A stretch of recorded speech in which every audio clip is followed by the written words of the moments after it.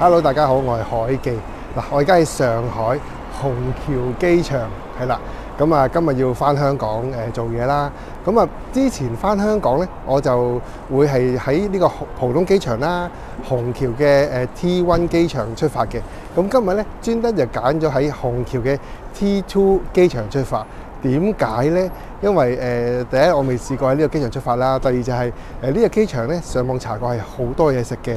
咁啊，你知我中意食嘢噶嘛？咁啊，出發之前呢，咁梗係揾啲好嘢食啦。咁啊虹橋機場嘅 T1 呢，就之前成日出發呢，就冇咩好食嘅。咁啊，最多都係食豬扒飯嘅啫，係咪先？咁啊喺呢個浦東機場呢，咁其實又係唔係特別好多嘢食嘅。咁呢個 T2 呢，就比較多嘢食啲啦，多餐廳啦。咁我哋入去望下有咩好食先。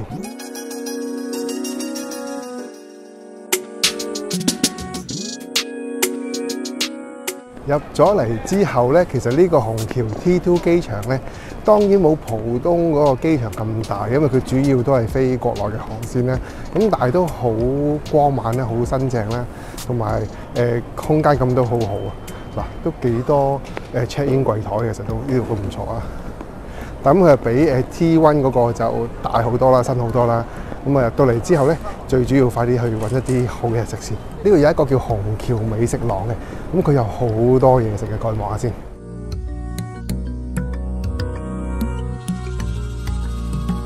有添好運啦，樓上有間翠華。嗱，呢個美食廊呢，佢有3樓同4樓。而家呢，我哋就喺3樓，都幾多嘢食喎嚇！添好運都幾多人食添好運。佢有啲咩套餐睇下先？點心呢，就同平時食嗰啲就差唔多啦。喺出邊市區食嗰啲鋪頭呢，就差唔多，都係有牛肉球啊、蝦餃啊、蘿蔔糕啊。咁佢呢度有啲套餐嘅。套餐呢個黯然銷魂飯78蚊啦，再加杯嘢飲，都唔錯喎。雲吞麵加個點心。菠菜餃，仲有牛腩河粉、艇仔粥套餐。佢呢個套餐我諗就係機場先有，我諗出邊市區嘅添好運好似冇呢類咁嘅套餐。好多人嚟機場都一個人咁樣，可能就係食個套餐咧，咁都唔錯啊！唔使叫好多籠點心都得。呢個美食廊咧，感覺上都幾熱鬧。嗱，佢哋上面有好多嘅光管啦、霓虹燈咁樣啦。嗱，跟住有呢啲炸雞啦。仲有個越南河粉，有個雪糕，有一間蘇式麵館，仲有間羅神，有一間食雲吞麵嘅，跟住有間西貝喺前面，西貝，仲有間仁和館，唔錯喎，都係食喎嚇。咁啊，呢度仲有一間食乜嘢嘅咧？食爐，淮揚菜嘅呢有一間。咁啊，佢上邊仲有嘅。我覺得呢個 T2 我覺得幾唔錯咯，佢好多嘢食嘅，佢比 T1 多嘢食，嗰度冇咩好食嘅。咁啊，呢個 T2 咧就比較多嘢食啲，不過佢嘅飛機咧主打都係飛國內機啦。咁我今次就飛深圳，咁所以咧就可以專登揀呢個 T2 嚟食啲嘢先至出發嘅。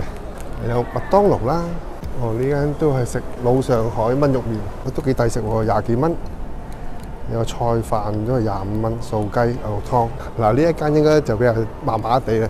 咁啊，食完呢啲客人食完嘅嘢都未收翻，咁所以就麻麻地咁樣。呢度都叫有啲人添，呢間麻辣香鍋。麻辣香鍋都有啲人食喎，因為佢自己可以揀啲料啦，咁啊揀啲好似喺香港嘅車仔麵咁樣啦。咁你揀一啲嘢，跟住佢就會幫你炒用麻辣香鍋炒完之後咧，你送飯又得，就咁食又得咁樣。咁所以都幾唔錯，因個人口味咧，你可以揀自己想食嘅嘢。好，跟住呢度仲有一間翠華添，翠華 Express 啊。咁啊，佢都有啲蛋撻啦。翠華就冇乜人食，唔知點解。咁啊如果大家要坐喺上海坐飛機去深圳或者翻香港咧，咁你可以參考下啦。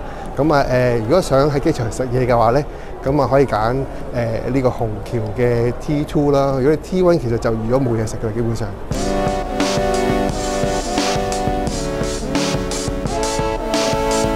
睇完呢個美食廊咧，如果都冇嘢啱食嘅話咧，去下一層到達大堂咧都有嘢食嘅喎。咁我哋落去望下有啲咩嘢食先。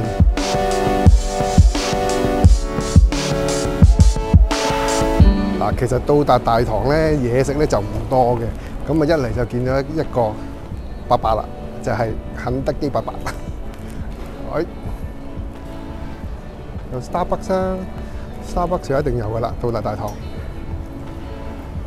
嗱，呢個到達大堂咧，有一面咧就係食 KFC 啦，咁有一面咧就係食呢間啦，和富撈麵。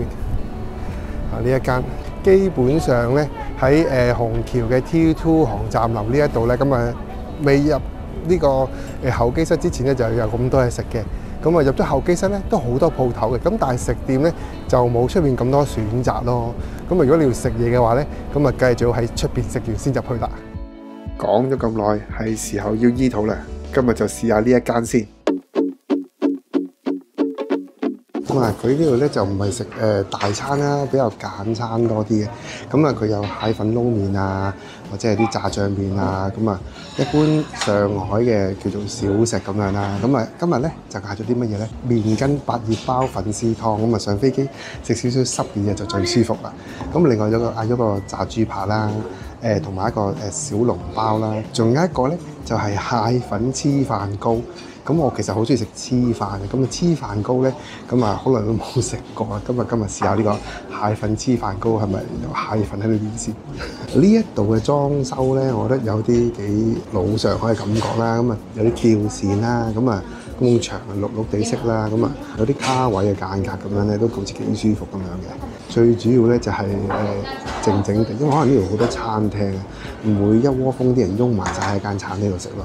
咁啊呢個油豆腐百葉包粉絲湯咧，望上去咧佢就好似唔係好對路。點解咁講咧？咁啊佢碗就好大啦，一夾起嗰個百葉包咧，咁其實咧佢比較鬆飄飄咯，整得唔係咁實嘅百葉包。咁跟住裏邊嗰個豬肉餡咧唔係好多，比較少豬肉咯。咁啊嗰塊百葉就大塊嘅，咁啊我中意食嗰啲百葉包咧，裏邊多啲豬肉啦，同埋包得實啲咯，唔係咁樣散，即係唔係散開咗啦，嗱散開咗啦。我中意食實啲嗰啲咯。果然爭少少啦。佢裏邊嘅豬肉咧仲薄過塊百葉。佢裏邊嘅豬肉嘅餡咧就比較少咯，同埋薄咯。咁啊，佢真係得塊百葉喺度咯。咁啊，呢個就唔係我太欣賞嘅。啖湯咧都係一般就豆腐粉絲湯嘅味道啦。佢粉絲咧就份量就適中嘅，咁夾上嚟咧感覺都對味嘅。咁咪唔係散下淋晒嗰啲咯。另外一樣嘢咧，佢上嚟嘅時候咧，我覺得有啲唔對路咧，就係佢個油豆腐咧咁深色嘅。點解？我平時食開啲油豆腐冇咁深色嘅喎。咁啊試下先佢個油豆腐，睇下係咪對唔到路先啲味。唔好意思，佢呢個唔係油豆腐，佢係麵筋嚟嘅。咁啊麵筋咧都幾對路 ，OK 喎。呢個麵筋咧裏面釀咗啲豬肉啦，亦都係個豬肉唔係好多咯，少少咁樣咯。點呢個油豆腐粉絲湯咧，最主要就係想上飛機前咧飲啲濕濕地嘅嘢啦。咁啊嗌呢個咯，所以就係試下呢個湯包先。咁啊湯包你見到佢樣咧都係預先整好嘅。咁當然你喺機場嘅食嘢就唔好要求咁高啦，係咪先？咁啊唔會現包咯，基本上咁都係預先整好嘅。咁啊，大試下有冇湯汁先，就會有爆汁嘅效果噶啦。咁但係都味道都唔錯，加少少醋咧。咁啊，作為一個喺機場食到嘅湯包咁算唔錯嘅都。咁另外我點咗個炸豬扒啦。咁啊，佢跟呢一個唔知係咪嗰啲咩汁嚟嘅咧？辣豉油，唔錯啊！嗰塊炸豬扒，你望落咧，其實佢唔係好厚嘅豬扒。咁啊，上海炸豬扒都係咁樣嘅啦。咁啊，再加啲辣豉油咧，都唔錯啊，幾好味喎都。佢外邊嗰層脆漿咧，唔係太厚嘅。咁雖然佢塊豬扒唔係好厚啦，咁但係佢嗰個脆漿咧都唔係太厚，都兩樣都啱啱好喎，幾平均。呢間仁和館咧聽過好耐，都未有時間去試下佢半光菜。咁啊，估唔到喺機場可以試下佢啲點心。咁當然機場嘅質素咧就好難去定斷呢一間餐廳嘅品質嘅，因為始終機場咧佢個廚房都係好多都係預先整好晒送過嚟呢邊啦。所以咧啱啱食嗰幾味嘢咧都好難定斷呢間餐廳。咁我喺網上見到佢嘅評分都好高嘅。咁下次有機會咧咁食下呢間人和館嘅本幫菜都唔錯應該。好啦，最後試下呢一個咧蟹粉黐飯糕。其實咧平時咧我就好少食呢個黐飯糕嘅，因為我自己比較中意食咧真正嘅黐飯啦，裏邊夾油炸鬼即係油條啦，夾好多料喺裏邊嗰種傳統嘅黐飯啦。咁呢個黐飯糕我就好少食嘅，咁啊今日係試下佢有蟹粉咯，咁成嚿糯米咁樣咧，咁啊炸晒嘅，脆卜卜嘅應該係。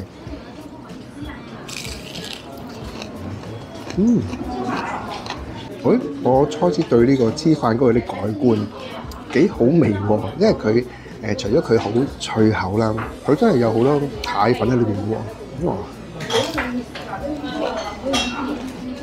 幾香蟹粉味啊，哇幾唔錯喎呢個，我對呢個黐飯糕有啲改觀啦，下次可以試下食黐飯糕。如果揾唔到黐飯嘅話，因為而家喺上海咧，真係好難揾到黐飯去買食嘅，唔錯呢個。不過咧有一個唔好處係咩？佢嘅黐飯糕咧，佢炸到出面咧脆脆之後咧，你食完咧好黐牙，佢啲黐飯咧黐晒啲牙上面，要啲時間去清理啊。好啦，呢一餐就食得差唔多啦，你係時候要趕飛機啦。而家好趕，而家已經登機緊啦，所以咧冇時間慢慢睇。咁入到嚟候機室咧，其實都好多嘢食嘅。咁但係我覺得外邊都係食啲咯，每次都係為咗食嘢而搞到咁趕嘅。可想而知我幾為食啊！真係，快啲行過啦，趕啦！兩間雞喎，